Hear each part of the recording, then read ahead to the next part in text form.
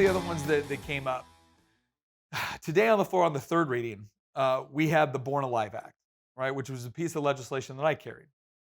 And what the Born Alive Act does is it says that if a mother goes through the process of having an abortion and the baby is born alive anyway, so the baby is born, the abortion did not kill the child, and now we're talking a baby that is completely out of the womb. Um, if that baby survives, then the medical professionals that are present have an obligation to provide reasonable medical care to try to save the child's life.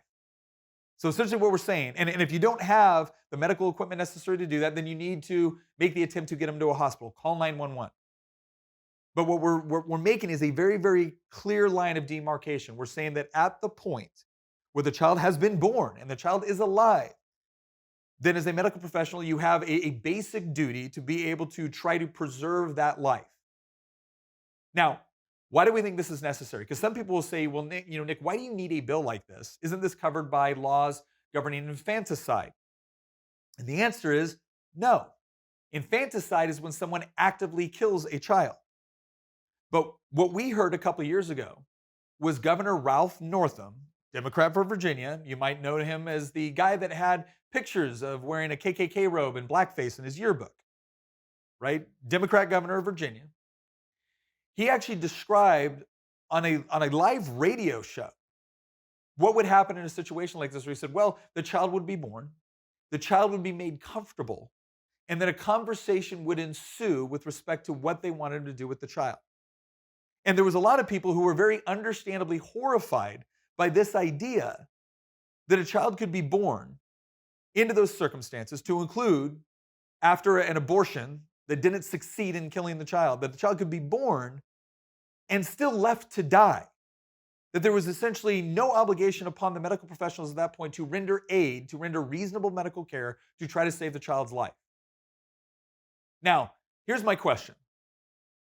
Based off of a lot of the arguments that we typically hear from our Democrat colleagues on the issue of abortion, how many Democrats, we have 48 in the House of Delegates, how many Democrats do you think said, okay, you know what, this is reasonable. We're not even talking about abortion anymore.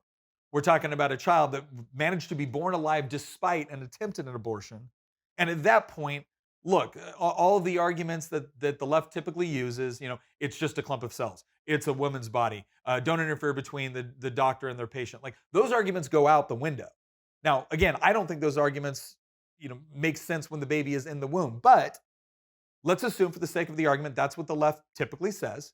Okay, well, now when the baby's born, we're not talking about a clump of cells. Nobody thinks it's a clump of cells, right? We're not talking about anything other than an innocent live human being, right? We're not talking about something that's a part of the mother. Baby's out of the mother.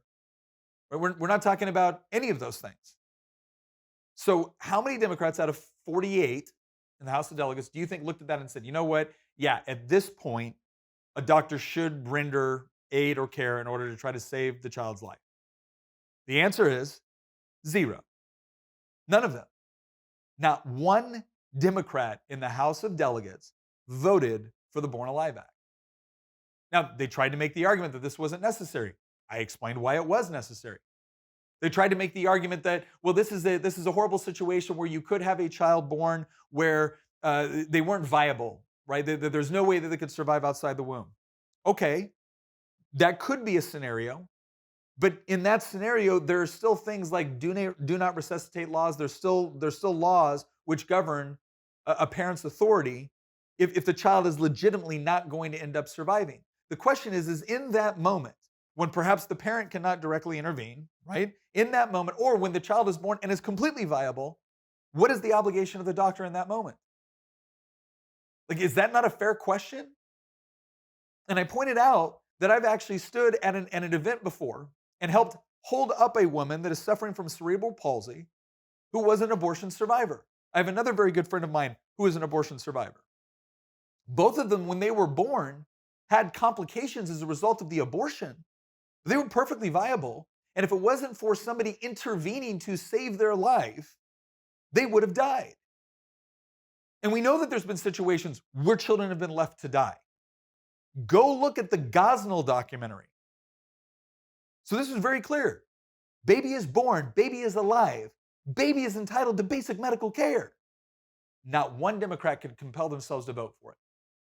Even when we brought an abortion survivor to actually explain their story and explain why this bill was necessary and important.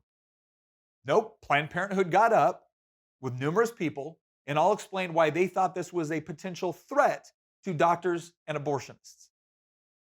Well, again, I have to ask the question because I am tired of hearing this argument that any of us that are pro life are just completely unreasonable when all Democrats want is for abortion to be safe, legal, and rare. Ladies and gentlemen, we weren't even talking about abortion anymore. We were talking about a child that had managed to survive an abortion, had been born alive, outside of the mother, separate. That is the medical professional's patient at that moment, and they still could not pull themselves to vote for it. When Planned Parenthood stands up and says, you better not. So if you want to know where the actual status of the abortion debate is in this country, that's where it's at. It's not safe, legal, and rare like the Democratic Party used to go by. It is any time for any reason at a taxpayer's expense. And essentially they want to claim that not only is this a right, but that this is purely about health care. And then this is really about empowerment. Can someone explain to me where is the right? Where is the health care involved? Where is the empowerment involved? About a child being born alive and being left to die on a table by an abortionist. By the way, the bill was also very clear. The woman could not be prosecuted. The mother could not be prosecuted under any conditions with respect to this bill. This was all about telling an abortionist or whatever medical professional was attempting to perform an abortion, if that child was born alive, they needed to intervene and render reasonable medical aid or to try to get them to a place where reasonable medical aid could be provided for them. And not one Democrat voted for it. So the next time I hear one of my Democrat colleagues lecturing me about taking care of the poor or the needy or the least of these or the vulnerable or the most marginalized within our society, would it be fair for me to remind them that when we had a chance to do all of those things for a person, for a boy, a little boy or a little girl, a baby, that certainly meets all of the criteria for being vulnerable and helpless and in need of our support and assistance, they weren't willing to show up for them. But if I don't vote to double the minimum wage, then we're bad guys. We're mean. We don't care about the helpless or the least of these, as one of our Democrat colleagues put it. Right? The cognitive dissonance, which is required to 1 minute make that statement and the next minute not just turn your head, but actually throw up a no vote to make sure a child born under those circumstances is rendered basic medical aid, I think is not only intellectually dishonest and inconsistent, I think it's morally abhorrent. But that's the state of the debate. That's the state of the debate in the Commonwealth of Virginia, and I'm willing to bet that's the state of the debate in a lot of places in this country, unfortunately. And we'll see what happens on the Supreme Court level.